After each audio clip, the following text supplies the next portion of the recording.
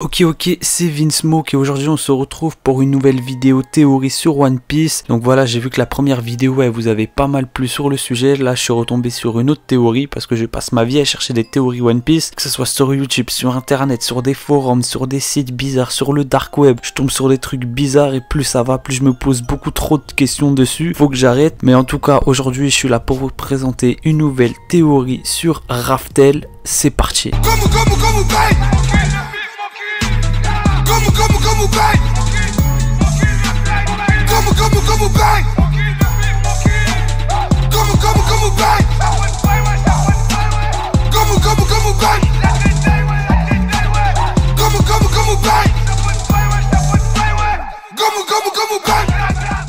Alors Raftel, la question que tout le monde se pose, en vrai Raftel c'est quoi? Parce qu'en vrai personne ne sait c'est quoi Raftel. Oda a vite fait évoquer Raftel, on sait juste que c'est l'île finale pour devenir le roi des pirates, qui aura un trésor ultime caché sur cette île, mais c'est quoi ce trésor? On n'en sait rien, on a juste des suppositions. Oda il en a jamais parlé, ça veut dire que techniquement ni toi ni moi on sait c'est quoi Raftel. Mais vu que Barbe Blanche il a dit que le One Piece existe, One Piece on se doute que le One Piece se trouve sur Raftel, mais en soi, techniquement, personne ne sait ce qu'est le One Piece. Personne. S'il y a quelqu'un qui te dit ouais je sais c'est quoi le One Piece, c'est un menteur. Personne ne sait c'est quoi le One Piece. On peut juste supposer ce que c'est. C'est comme Raftel, c'est une légende. C'est comme Maradona. T'as entendu parler de Maradona, tu sais que c'est un bon joueur, mais techniquement tu l'as jamais vu jouer. Et bah Raftel c'est la même chose. Tout le monde part de Raftel. On sait que ça va être cet arc, en tout cas de Raftel, va être vraiment un bouleversement dans le monde du manga et de l'anime et de One Piece et de ta vie et de ma vie et de notre vie. Le monde va changer.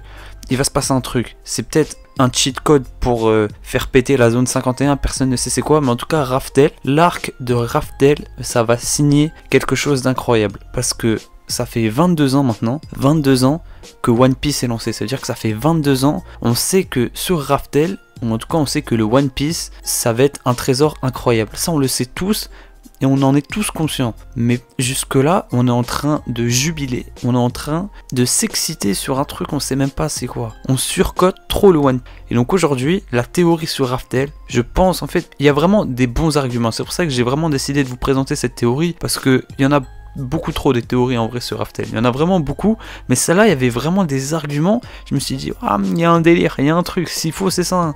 Et je suis tombé dessus par hasard. Donc voilà, donc cette théorie elle est pas de moi, donc je l'ai trouvée sur un site français, sur un blog, et donc apparemment cette théorie serait d'un anglophone, et donc la théorie que je vais vous présenter, donc c'est un français qui l'a récupéré, qui l'a traduit, qui a rajouté des petits éléments, des trucs, franchement elle est vraiment pas mal, j'ai trouvé ça sur un forum, et donc j'ai décidé de vous la présenter, c'est parce que en vrai sur YouTube je l'ai jamais entendu, enfin en tout cas je l'ai jamais trouvé, donc c'est l'occasion de la rajouter, et sans plus tarder, je vais arrêter de vous saouler, c'est parti. Alors Raftel est évoqué pour la première fois par Crocus, qui dit lui-même que la destination finale de Grand Line c'est Raftel. Il a dit ça dans le tome 12, le chapitre 105, et donc on sait que Crocus il a voyagé avec Roger, donc techniquement par déduction, s'il a voyagé avec lui, c'est qu'il doit sans doute avoir pas mal d'informations sur Raftel et sûrement sur sa localisation. Donc à partir de là, une question peut se poser, c'est pourquoi personne, à part Roger et certains membres de son équipage, pourquoi il n'y a que lui qui a atteint Raftel? Donc selon cette théorie, la réponse elle est simple, c'est que Raftel est caché, donc c'est une île qui est cachée, personne ne peut la voir, et donc elle est sur aucune carte. Et pour l'atteindre, il faut avoir les 4 road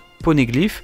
Donc selon cette théorie, en gros les 4 poneglyphes, il y en a un c'est Way, le chemin, faire le laisser passer, et les guides et les drivers, les pilotes. Donc pour atteindre le One Piece, donc il faut le chemin, il faut le laisser passer, le gardien qui va te dire, tu vois, le videur, comme en boîte de nuit. Ça veut dire que toi en boîte de nuit, tu veux rentrer dans la boîte de nuit, le videur il te dit non. Là dans le monde de One Piece, c'est un gardien qui va dire oui ou non, est-ce que tu peux devenir le roi des pirates. Il y a les guides et les pilote, donc ça veut dire qu'il faut avoir un minimum de connaissances techniques en navigation. Tu vois ce que je veux dire, t'atteins pas Raftel comme ça par hasard, comme tu prends le métro, non ça marche pas comme ça. Il faut avoir un minimum d'expérience en navigation pour atteindre Raftel, c'est normal. Et donc toujours selon cette théorie, donc en fait Raftel serait sur la carte de One Piece depuis le début, parce que sur toutes les cartes de pirates, celles que tu avais quand tu étais enfant, même sur toutes les cartes pirates depuis le début de One Piece, pour désigner le trésor, on fait quoi? On fait une croix dessus. Et quand on regarde la carte de One Piece, il y a un truc qui saute aux yeux, c'est qu'il y a une grande croix au niveau de Reve's Mountain.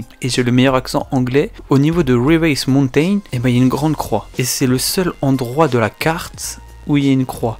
Donc selon cette théorie, Raftel serait dans la zone de Reverse Mountain, et en soi c'est ce qui est logique, vu qu'on sait que pour faire le tour du monde, il faut passer par, en fait il faut passer 2 fois par Reverse Mountain. Techniquement il faut en rentrer, enfin en sortir du coup, et en re-rentrer en passant par Grand Line. Donc pour l'instant c'est logique et ça tient la route. Cette théorie pour l'instant n'est pas bancale. Elle tient debout, elle n'est pas comme Neymar pour l'instant. Et donc à partir de là, donc comme je vous disais tout à l'heure, on peut dire qu'on a le way, le chemin. Ça veut dire qu'on sait que le chemin c'est Grand Line. Ça veut dire que le chemin à suivre c'est Grand Line. Pour l'instant, c'est logique. Maintenant on va parler des guides et des faits, du faire, le laisser passer. Donc maintenant, pour les guides, on a vu que cela ne peut être que des membres de l'équipage de Roger. Vu que techniquement il n'y a que eux qui ont voyagé avec lui et c'est pas n'importe qui. Pour l'instant on en connaît 4. Il y a Crocus, Shanks, Baggy et Riley. Et donc pour cette théorie, on va pas se mentir, Baggy sert à rien. Baggy, mettez-le de côté, il est drôle et tout, il est cool, laissez-le là où il est, il ne sert à rien pour cette théorie. Donc à partir de là, on sait qu'il y en a 3. On sait qu'il y a Crocus et Riley. Crocus et Riley, ils sont postés, ils sont restés respectivement au Cap des Jumeaux, donc à l'entrée de Grand Line et aux îles de Saobody. Ça veut dire que ça fait des années qu'ils n'ont pas bougé. Et c'est les seuls endroits de tout One Piece où tous les pirates passe par cet endroit.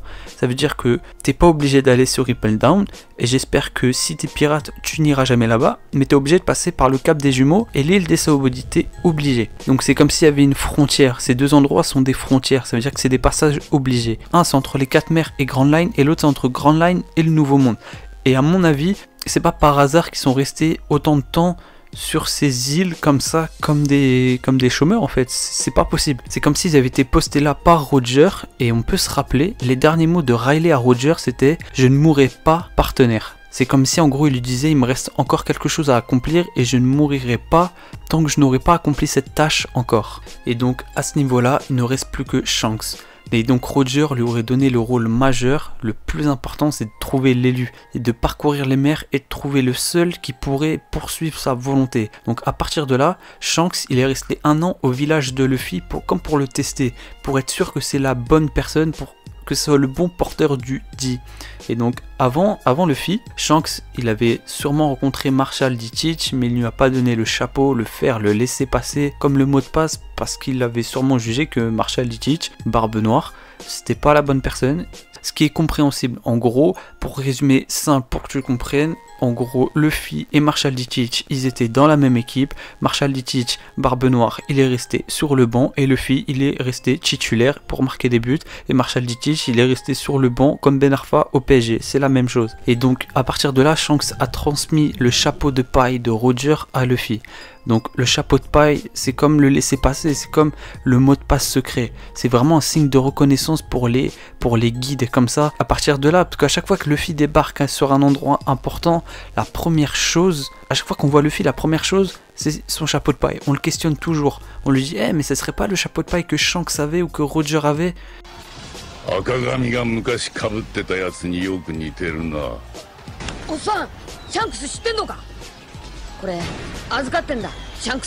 C'est comme si c'était genre le mot de passe, et Luffy en soi il en a conscience, parce qu'en soi il y a que Shanks, Riley, Crocus à le savoir. C'est pour ça qu'à chaque fois qu'il rencontre Luffy, c'est la même question. C'est pour ça que Riley est parti entraîner Luffy à Saobody. C'est pour ça que Crocus lui a parlé de Raftel en entrant sur Grand Line, comme si en gros il avait dit t'inquiète pas, c'est ta destination, tu vas être roi des pirates. Riley il lui a pas pris le haki pour rien, il l'a pas pris comme élève pendant 2 ans pour rien, il avait sûrement autre chose à faire. Et surtout qu'on sait que Riley il est resté depuis la mort de Roger, donc ça fait presque 33 ans que Riley est resté sur la même île, qu'il n'avait pas bougé de l'île. Alors à mon avis, s'il a bougé de l'île pour aller s'entraîner sur un trou perdu pendant 2 ans avec Luffy, c'est pas pour rien. Et donc à partir de là, Shanks, à chaque fois que Shanks a une image de Luffy, donc ça soit la première fois quand Mihawk est parti voir Shanks pour lui montrer la fiche de Luffy, la première fois Shanks il avait un sourire, il a fêté ça.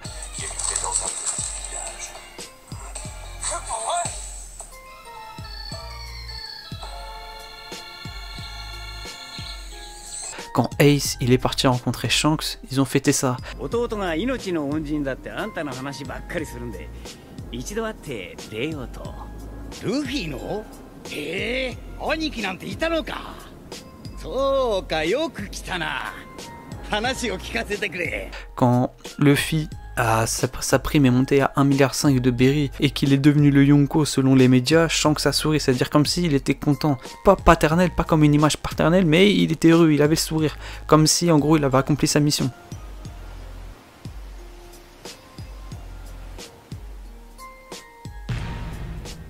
Et donc on sait qu'entre le moment où Roger est devenu le roi des pirates et le moment où il s'est rendu à la marine, 1 an s'est écoulé. Donc pendant une année, il a tout planifié, il a confié le rôle de guide à Crocus et à Riley et la mission de transmettre le fer, le passe-partout, le passe à l'élu à Shanks. Donc pendant 1 an, il a planifié tout son plan, il a posté tous ses guetteurs au bon endroit, il a posté son dealer au bon endroit, il a monté son four et après il est parti se rendre à la police. Cependant, parmi les guides, il y a un rôle qui reste. En gros, il en reste un, c'est Scooper Gaban. C'est le seul, on sait, qui a voyagé avec Roger, qui est vivant, enfin en tout cas qui a encore un rôle important à jouer et qu'on n'a pas encore vu.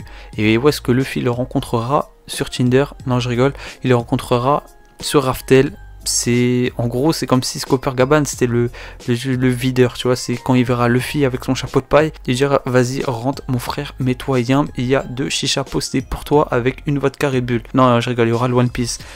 En tout cas, donc on sait que selon cette théorie, Scooper Gaban sera le dernier guide, le dernier passage avant le One Piece.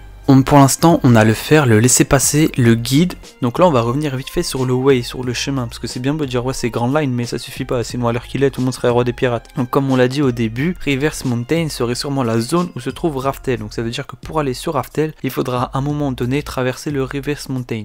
Ça, pour l'instant, techniquement, c'est compréhensible. Mais comment on fait pour en ressortir? En fait, le procédé, il est assez simple. C'est un peu comme le procédé, comme l'équipage des Mugiwara a atteint Skypiea. Ça veut dire avec les effets du knock upstream, ça veut dire que tu te fais éjecter par le ciel. Pas des volcans sous-marins. Je vous mets un petit schéma vite fait. Franchement, il est grave bien expliqué. C'est à partir de là que j'ai pu comprendre la suite de la théorie. En gros, tu te fais aspirer et avec les courants sous-marins, tu te fais éjecter. Et c'est comme ça que tu ressors de Reverse Mountain, selon cette théorie en tout cas. Donc là, on sait que Reverse Mountain s'aspire l'eau des 4 océans et tout ce qui s'approche. C'est un peu le triangle des Bermudes de One Piece. C'est-à-dire que ça peut aspirer des bateaux, Tadaron, des poissons, tout peut aspirer. Donc à partir de là, c'est pour ça que Sanji, quand ils sont arrivés à Lockdown, donc à S-Blue, il y avait des poissons venant de South Blue, parce qu'ils ont sûrement dû être aspirés, puis pêchés à S-Blue. Donc si les eaux, donc la faune, la flore, et tout en cours d'SVT, des 4 océans se retrouvent à l'intérieur de Reverse Mountain, on obtient All Blue. Et donc à partir de là, à Raftel, Sanji aura accompli son rêve, donc de trouver All Blue, et en plus, en sortant de Raftel, l'équipage retombera au cap des jumeaux, et Brook pourra retrouver la Boone, la baleine, son ancien coéquipier, et à partir de là, il pourra accomplir son rêve. Donc maintenant, il reste un dernier point qu'on n'a pas abordé, ce sont les drivers. Parce que maintenant, on sait comment sortir de Reverse Mountain, mais maintenant, bah, il faut y rentrer, quoi. On sait que Reverse Mountain, c'est une île hivernale. Et donc, les eaux qui sont proches de Reverse Mountain sont des eaux froides. Ça peut créer des courants ascendants. Mais il faut pas juste y plonger. C'est pas comme sur l'île des hommes poissons. Là, faut bien comprendre que sur Reverse Mountain, bah, à part le roi des pirates, personne n'a jamais mis les pieds. Donc ça veut dire qu'il faut vraiment plonger à un endroit bien précis, Calm Belt. Parce qu'en vrai, sincèrement, depuis le début de One Piece, on parle beaucoup de Calm Belt, mais on n'est jamais y allé. Personne n'est allé jamais sur Calm Belt, comme si c'était une zone interdite. Et donc, à mon avis, selon cette théorie, donc sur Calm Belt, il y aurait l'entrée pour aller à la fin de Red Line, et enfin aller sur la fin du Nouveau Monde, et enfin pouvoir découvrir cette île qui est Raftel. Et donc on sait que la première fois que les Mugiwara ont atterri sur Grand Line, ils ont atterri à Calm Belt, ils ont fait la connaissance des Sea King, des rois de la mer, et la dernière fois qu'on les a revus, c'était sur l'île des hommes poissons. Donc techniquement ils ont traversé Red Line, et donc à partir de là, on peut supposer que Calm Belt est au moins aussi profond que l'île des hommes poissons. Et on sait aussi que sur Calm Belt, c'est le territoire des Sea King et personne n'ose les déranger parce qu'on sait qu'ils peuvent être dangereux. Et donc là, on a les derniers éléments. Les Sea King sont les drivers, les pilotes, ceux qui pourront emmener Luffy sur Raftel. Et on sait aussi que Luffy possède un pouvoir, c'est celui d'entendre la voix de toute chose. Donc il pourrait appeler et entendre les Sea King pour guider directement le bateau des Mugiwara, le Sunny, jusqu'à Raftel comme Roger l'avait fait. Et pour l'instant, le pouvoir de Luffy s'est pas encore réveillé, mais Roger, lui, il avait ce pouvoir réveillé, ce qui lui a permis de comprendre les poneglyphes sans la connaissance, sans savoir lire les poneglyphes. Et en plus, on sait qu'à partir de là, Luffy et son équipage apprendront tout ça de la bouche de Shanks, donc techniquement sur le dernier arc, sur la dernière île du Nouveau Monde, et à partir de là, tout le monde pourra accomplir son rêve. Usopp pourra retrouver son père qui lui dira à quel point c'est devenu un grand guerrier et un grand pirate. Pour rappeler, le père de Usopp fait partie de l'équipage de Shanks, c'est même le tireur d'élite de l'équipage de Shanks, et donc on sait que Usopp pourra accomplir son rêve.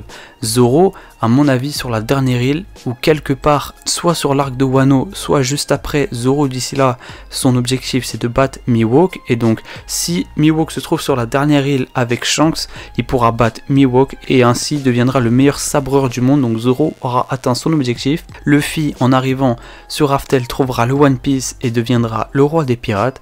Robin pourra trouver le dernier Rio Poneglyph et donc techniquement accomplir son rêve. Le Thousand Sunny aura fait le tour du monde, donc Franky aura accompli son rêve. Chopper trouvera sûrement des plantes inédites que personne ne connaît, des plantes exclusives qui se trouvent uniquement sur Raftel, et ainsi créer la panacée, réaliser son rêve. Et Nami, enfin, pour finir, pourra dessiner une carte de Raftel et compléter sa carte du monde.